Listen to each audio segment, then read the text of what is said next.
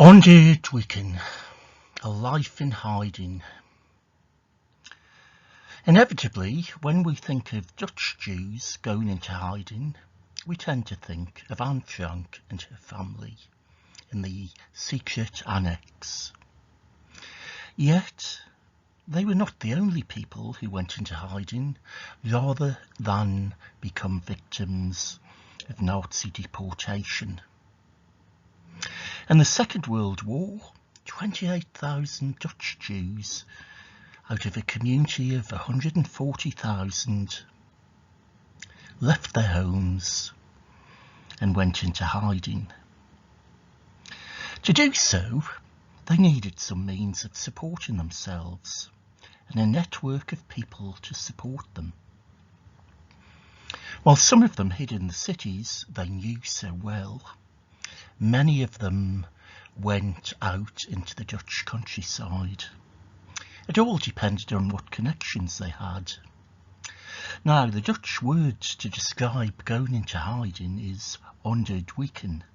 It means diving under.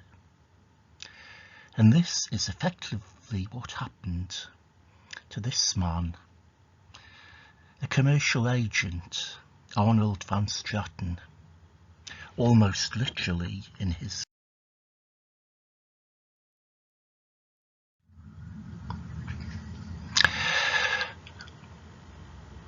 Arnold van Straten was born in Amsterdam on the 20th of August 1908. He was the son of Isaac and Rosette van Straten. Isaac was a diamond polisher and had risen to being a manager. His son initially seems to have been apprenticed as a diamond polisher and to have been following in his father's steps, or at least he was later to declare himself as a diamond polisher when in need of demonstrating that he had some skills which would be useful to the Nazis to keep him alive.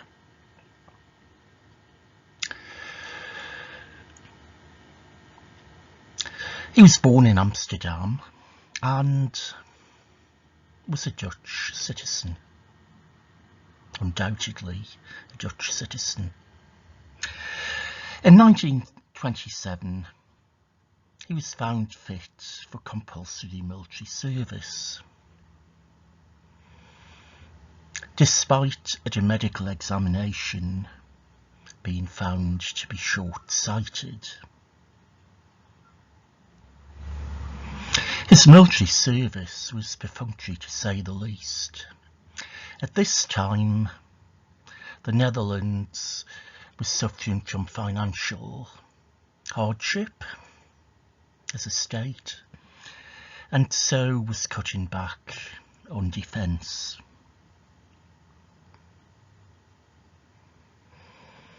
His military service was for less than 6 months.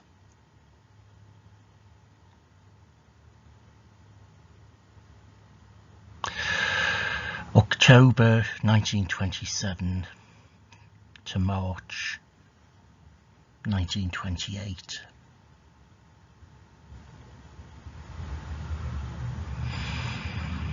And he was then called up again for reservist exercises for a few weeks in 1930 and 1933.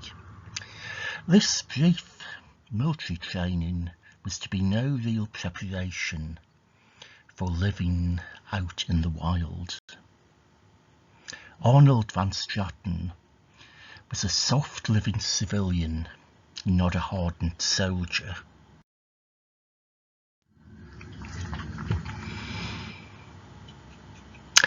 By 1929, Arnold van Straten was working as and there he based himself from March 1929 to October 1929. and he had to fill in a registration form and gave his address as the Hotel Borchand, Oystervik. For a travelling salesman, it was a pleasant place to be billeted. A hotel on the outskirts of the town, a hotel pension, and it was there he was to stay whilst in Oystervik before returning to Amsterdam. The comfortable life there in a rural setting was to be a contrast to his later experiences in hiding.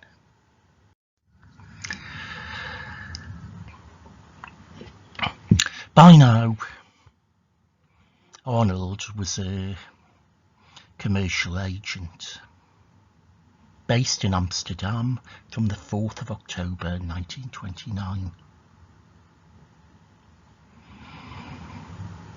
He had one sister, Serline, who was born in 1910, and she married the merchant Barend Schiveschuurder. So there were plenty of connections with the world of commerce. Arnold himself was to marry Leah Mendelssohn, the daughter of a tailor. She was a year older than him, having been born on the 10th of February 1937. They were married on the 10th of February 1937.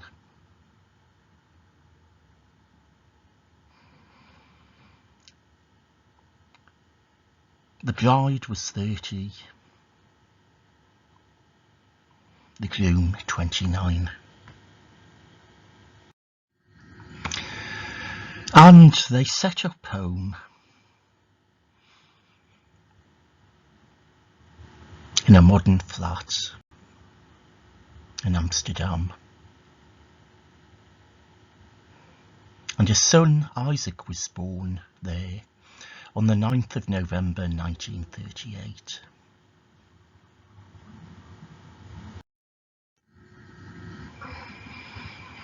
And here you can see Isaac playing with a telephone. By that time, Jews in the Netherlands were not allowed by the Nazis to have their own telephones. So this definitely was a toy for the boy.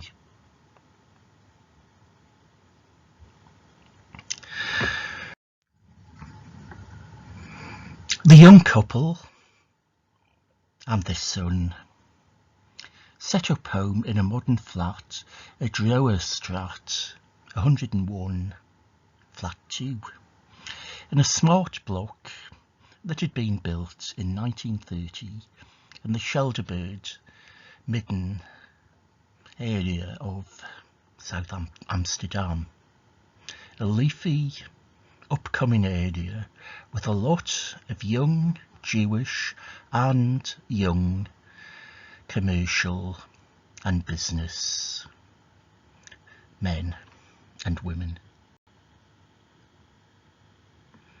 They could afford to employ a maid. They wore good quality and expensive clothing. In November 1941, Arnold van Straten reported to the police the theft of his blue winter coat, which was worth 70 guilders. That would be the equivalent of 605 euros in modern prices. So a good quality coat, good quality overcoat, and an expensive one. And indeed, as a young commercial agent, he would need a very elegant wardrobe. But it does show that he was prosperous to be able to afford such clothes.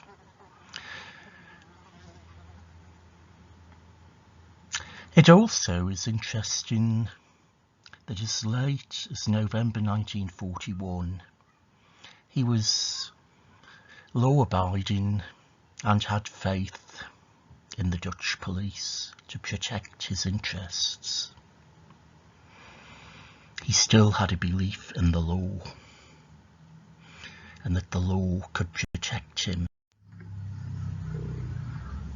Until the German occupation of the Netherlands in May 1940, life was good for this young family.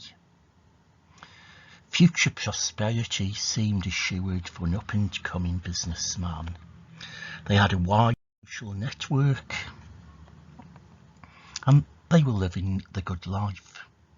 However, the German occupation and the increasing restrictions imposed on Jews in the Netherlands, which mean the end of the comfortable family life Arnold and Leah had built for themselves. They would split the family forever.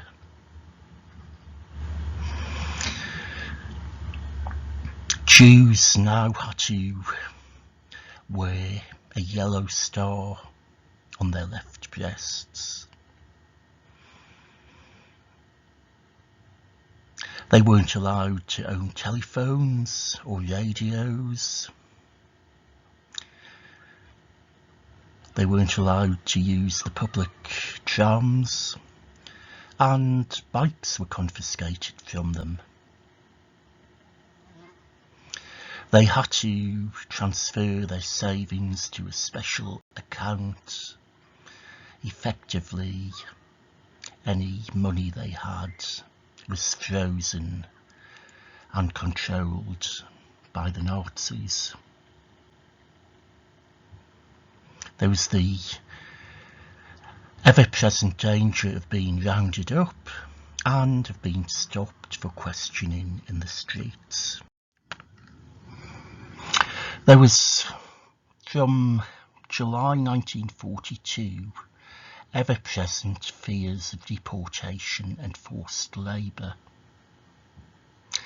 At first, Dutch Jews were liable to be called up and sent to work camps. They had to take with them a minimum of possessions. Many of them were sent to Westerbork, which had been set up by the Dutch government before the war to house immigrant Jews, refugee Jews, in order to control immigration. Westerbork was to become a transit camp to the death camps.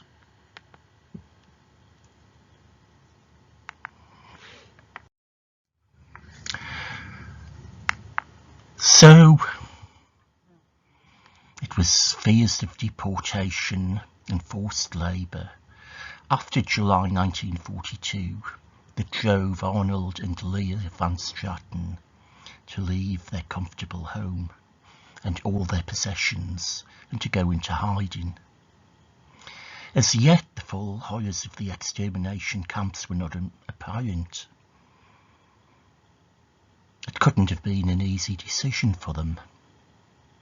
As law-abiding citizens, they would be flouting the regulations and going into an illegal existence. They were leaving a comfortable life behind them. Their flat would be emptied and everything in it confiscated to be sold or sent to Germany. Arnold, indeed, having abandoned home comforts and warm, elegant clothing, was at first to find it very difficult to adapt to the cold and to the other hardships of life in hiding in the countryside. Now, while there were more places to hide, more food and more opportunities to work in the countryside, this was an alien environment for sophisticated city dwellers. It was okay for a holiday, a vacation away from the city, but now they would be struggling for survival. However, the country offered more places to hide, more opportunities to work, more opportunities to find food. And it was thought to be much easier to hide away from other people in isolation. But for an Orthodox Jew, it would be much more difficult to fully observe religious practices. So there were pluses and minuses in deciding where to hide. The Van Stratens chose to go to the province of Gelderland, where Arnold's grandfather had been born and with which they had some connection. The area to which they went, the Veluwe, was a popular holiday area, although life in hiding was to be far from a vacation. There, Arnold van Straten went into hiding with his son, whilst his wife Leah found another refuge, a separate one for herself. Leah was to be rounded up and sent to Auschwitz to die on the 23rd of March 1944. This need for complete isolation had broken up any normal family life. In the case of the Van Stratens, forever.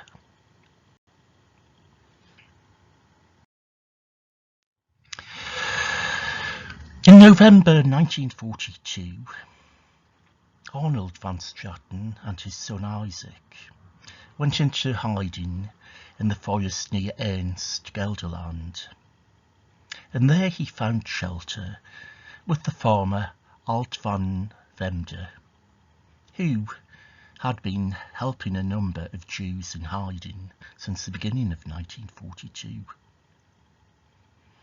Arnold was now given the name of Peter Dirkman. His son Isaac was renamed Peter or Jits.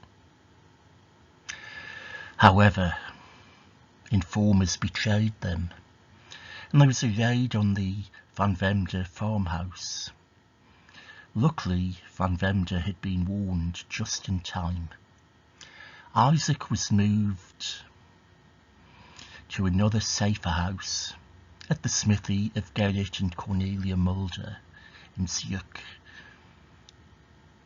This couple, who were on and off to look after Jits for the remainder of the war, refused any payment for caring for him. He stayed with them on and off, depending on how safe it was. His father was hidden in the woods in an underground hiding place. A soft-living city dweller, he was unaccustomed to privation, and his health quickly deteriorated. Alt van Vemde considered it to be a bad history, and later recalled that Van Straten was used to a warm room and a good life, and he immediately got a serious throat infection in the woods, so bad that he could hardly eat anymore.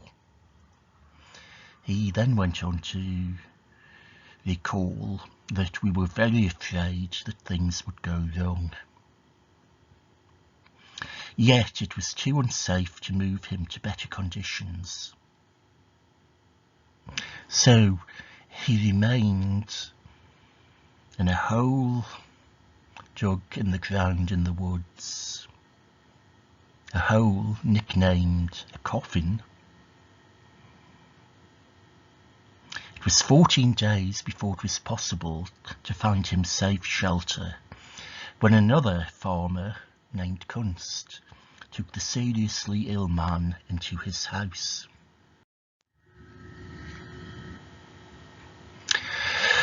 By the summer of 1943, Arnold van Straten had recovered his health and strength and could be considered hardier than at the beginning of his time in hiding.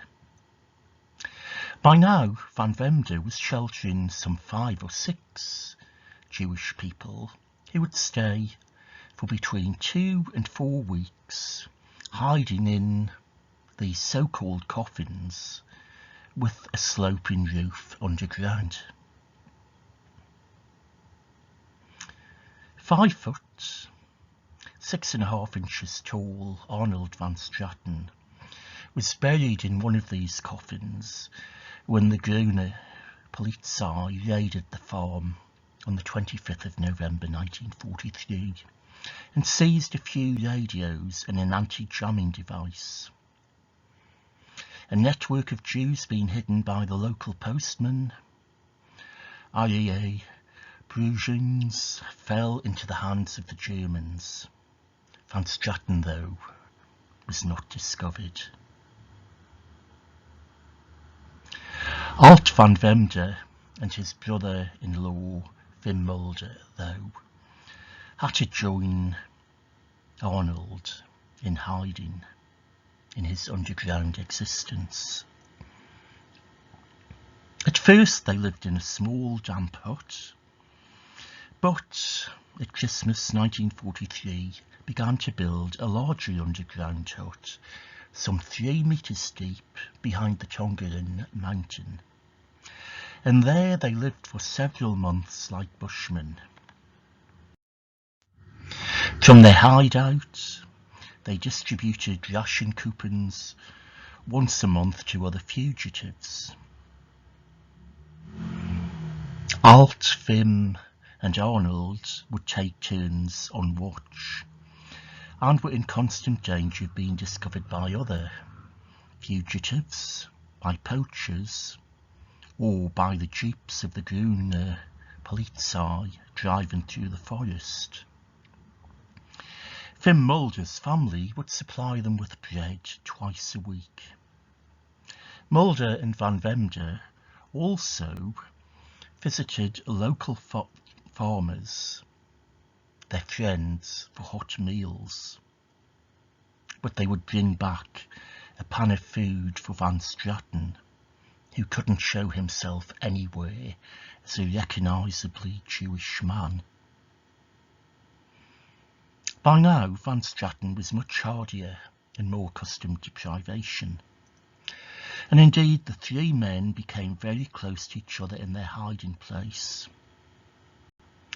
Whilst many of the refugee Jews could become querulous and even ungrateful in the unfamiliar circumstances they found themselves in, Arnold van Straten seems to have formed a close bond with these 2 of his rescuers.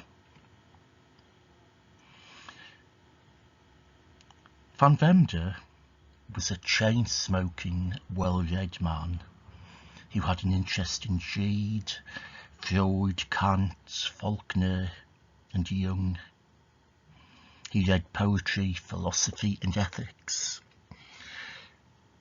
When younger, he'd been a member of a free-thinking liberal Christian youth organisation, and later was a socialist and pacifist, though he was to come to accept that military action might be necessary. Life in hiding must have been very monotonous, and the boredom must have been as painful as anything. For Van Straten, talking with Van Vemde there was a link with his pre-war, more comfortable, more cultured metropolitan life. It was also an antidote to the boredom of a confined life in hiding.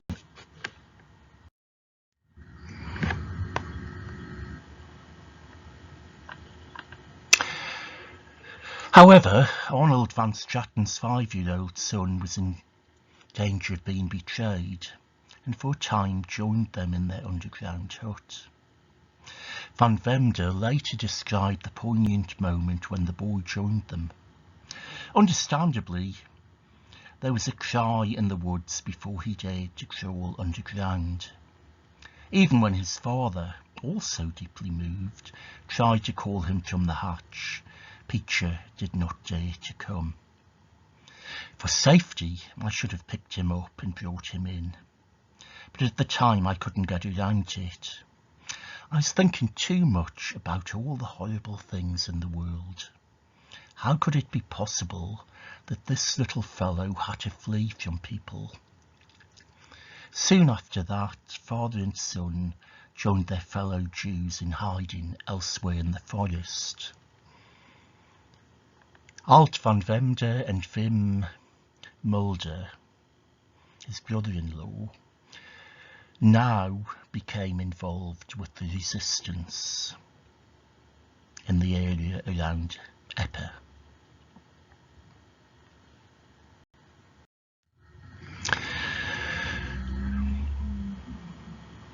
Formerly a pacifist, Van Vemde in 1944 formed a resistance group.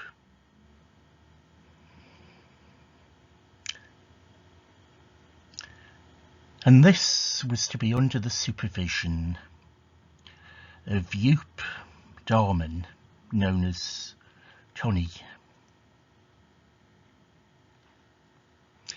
Well, it's quite unusual to see a group of resistance fighters so suited up for their work.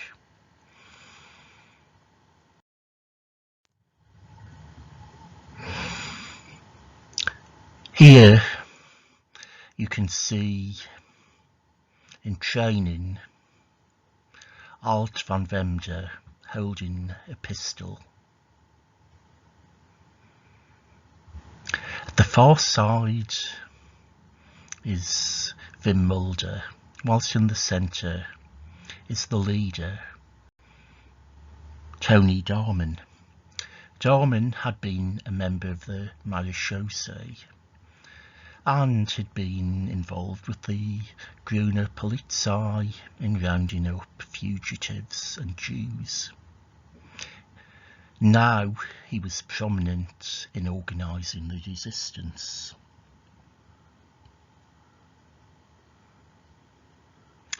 In December 1944, members of this resistance group, including Tony Darman, were arrested. Peter Dirkman, linked with them, was also rounded up and sent to prison at Apeldoorn. Now, in linking himself with the Walloowie resistance group, Peter Dirkman, or as he really was, Arnold van Straten, was striking an active blow against his persecutors. Dutch Jews have often been accused of having gone passively to their fate, but many of them were resisting in all different ways. And actually going into hiding, they were resisting. And in linking up with the resistance, it was an active blow against the persecutors.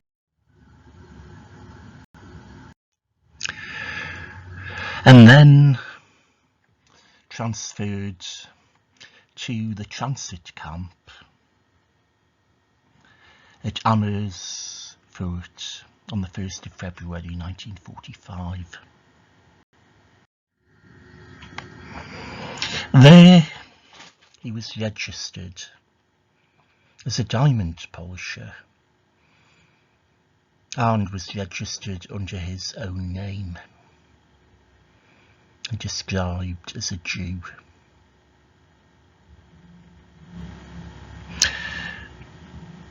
From Amersfoort, he was transferred on the following day, the 2nd of February 1945, to Neuengamme concentration camp.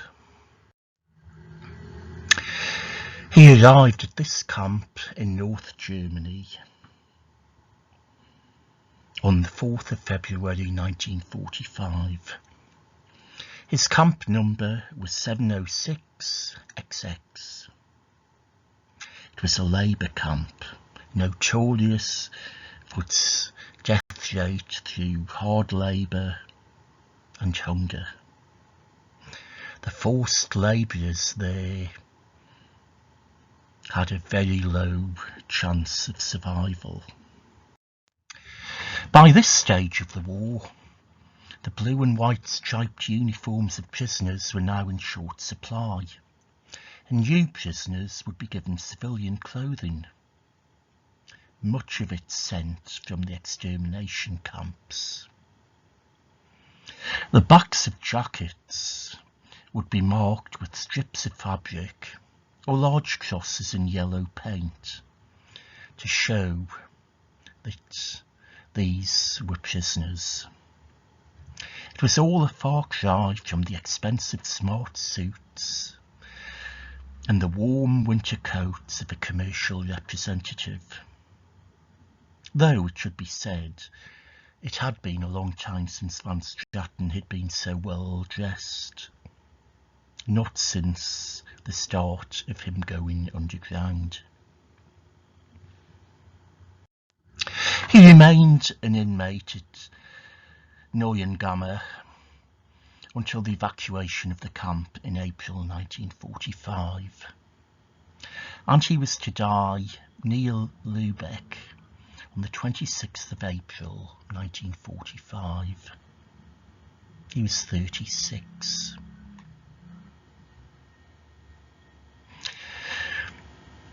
His son, Isaac, or Chitz, going under the name of Piet Bakker, an evacuee from Arnhem, was to stay with Gerrit and Cornelia Mulders until 1946. He survived. Then he went to live with the Van Essens, who'd been friends of his parents. In later life he became a microbiologist and then an expert on the history of Ashkenazi Jews. In a way, through genealogy and history, Chitz was returning to his own roots. Both his parents had perished in the Holocaust, as did his grandparents, uncles, aunts and cousins on both paternal and maternal sides. Although they themselves sadly were not to survive, it was the courageous, self-sacrificing decision of Arnold and Leah van Straten to go into hiding that secured a future for their son. That and a network of people who took care of the child when he was separated from his parents for his own and their security. He was entrusted to strangers, a sacrifice that his parents made for their son to ensure his survival.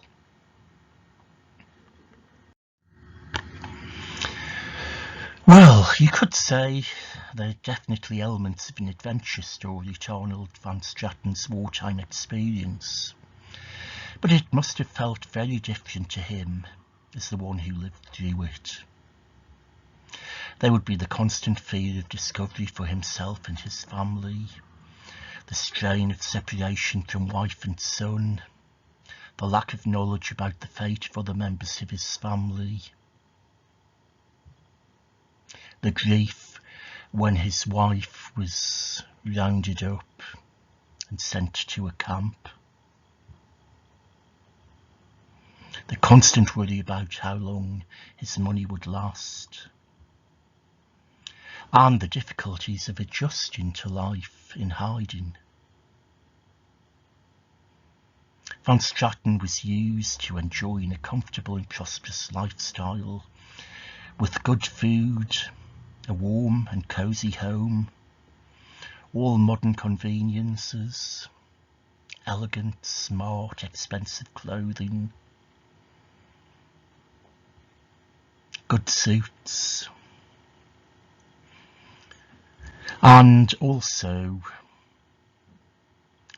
networks of family and friendship. All of this went with a recognised social and professional status. And going underground, he lost all of that. He was now living rough and in fear for his life. For much of the time, he lived in what was nothing more than a hole in the ground. A coffin. The Nazis had confiscated and disposed of almost everything he owned, indeed down to his underwear. All he had was what he could carry with him when he left Amsterdam for the life of a fugitive, and that wouldn't have been much. It was more difficult for him as an Orthodox Jew to carry out his religious observances, and his very brief perfunctory military service and reservist exercises didn't really equip him for life on the run. He was dependent for his survival on others. Well, undoubtedly, he chose the area of his exile well, possibly through local knowledge and connections forged in happier times. He was also fortunate in his protectors, especially Alt van Vemde and Wim Mulder, and he was to forge a close bond with them, and this allowed him to overcome the adversity of his situation and even to fight back as far as he was able. Even the act of deep diving was a form of resistance that took courage. Arnold van Straten was a brave man who deserved to have survived, but like so many others, didn't.